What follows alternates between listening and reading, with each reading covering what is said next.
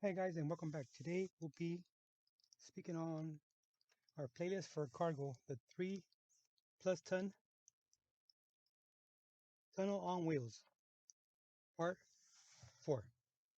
Okay, I'm gonna just quick recap of what happened between 1 and 3, and what we have so far is a tanker, a pipa, came through and was full of packages of white. So all the gauges on the actual tanker have some kind of reading. They actually filled it with some kind of liquid, uh, would be air, liquid air, or whatever they transport in the actual tankers. So the tanker came across early in the morning at the break of dawn because that right when it opened up, ready to go. Supervisor waved him in, actually uh, lined them up. They scrutinized whoever showed up that early in the morning. No canines available, so they're on their way up north. But unannounced, a canine unit showed up early. People spoke that he kind of suspected something was going on, that they had a 30 to 45-minute gap in the morning to run enough to run 3.5 tons. So that way, no canines were available because they didn't get there till after a certain hour. So now this canine shows up, tells the supervisor, "Hey, let me run my dog."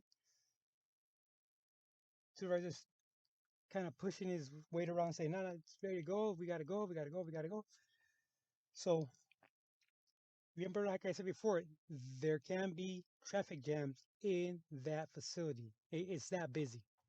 So try to get as much vehicles out of the way as possible in the morning. That way you're off to a good start, right? So now the K9 runs his dog and he's going to stand his ground. Well, could you imagine the poor dog, 3.5 tons? He was going wild. I mean, he was all over the place, right?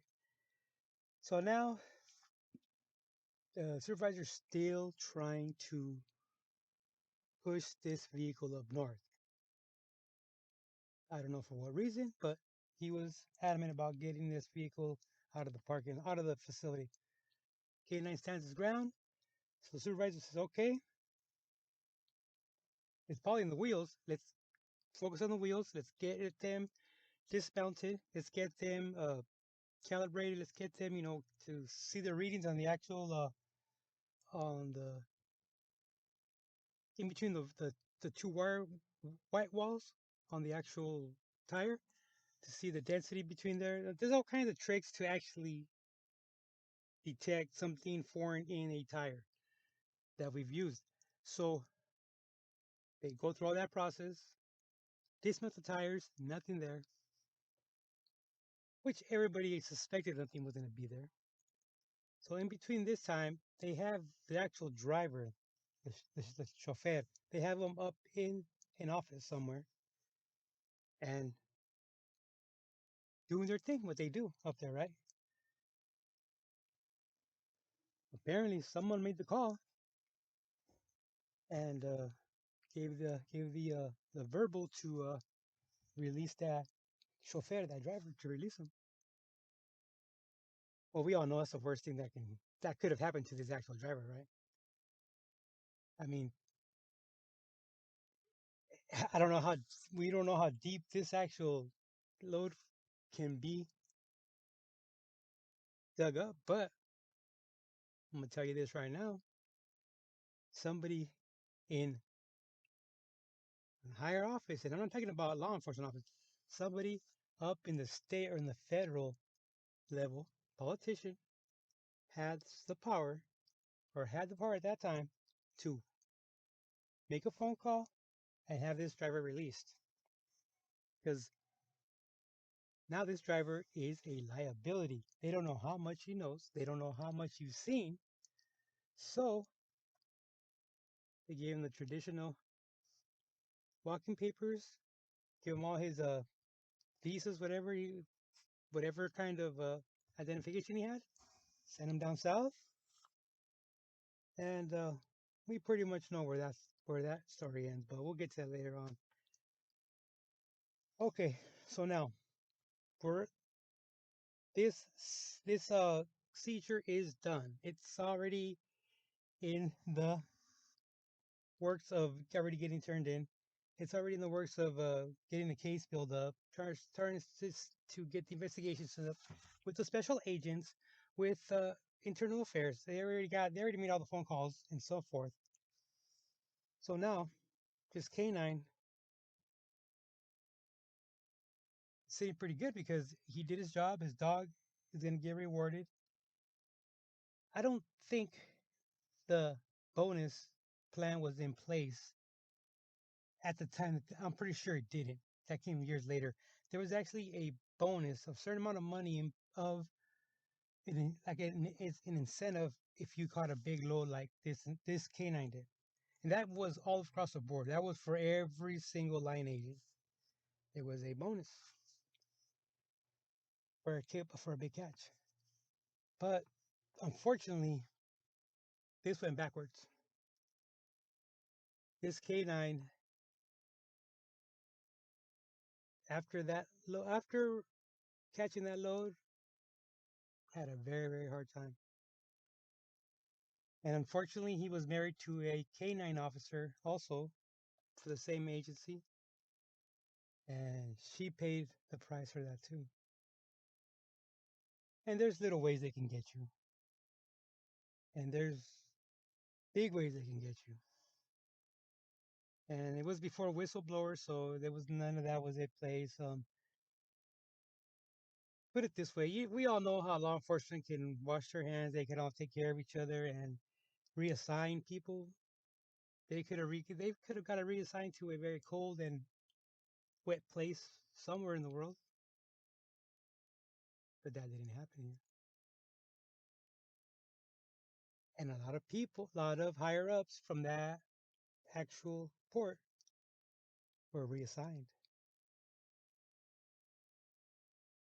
If they did not get convicted of any crime, a few did, and that's the way it happens. And that's the way it happened with this guy, with his two canines. Well, the wife was just thrown in there under the bus, but this canine man, he did the right thing, but to the wrong group, right? So now he's barely scraping hours. He's barely getting hours.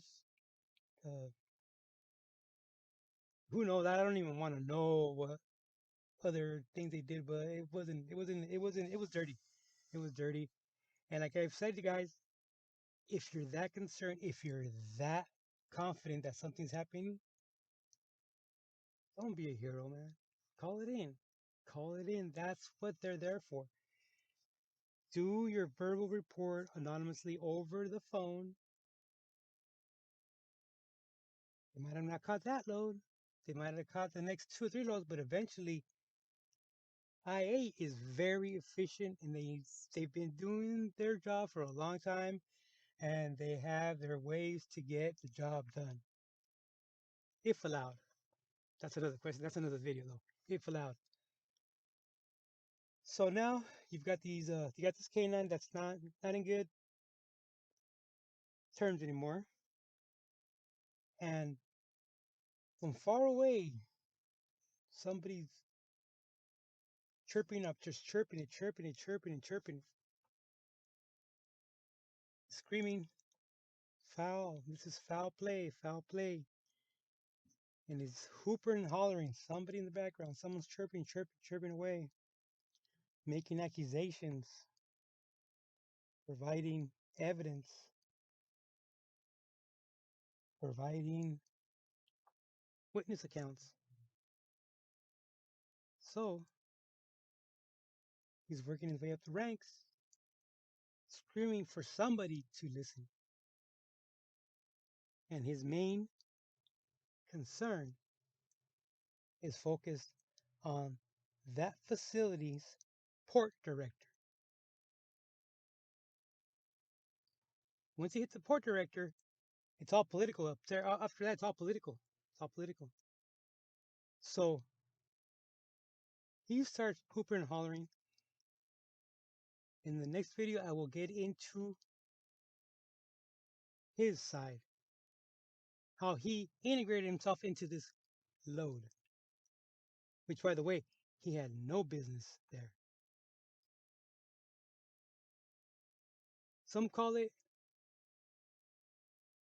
racial, some call it jealous.